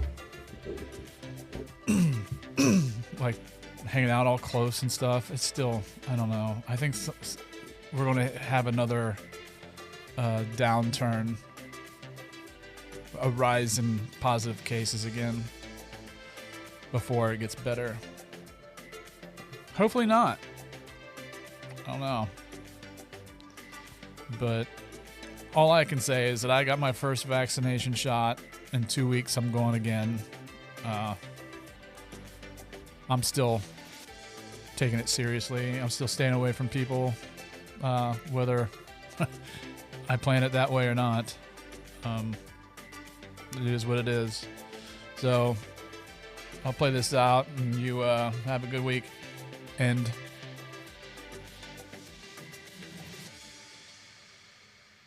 so leading into my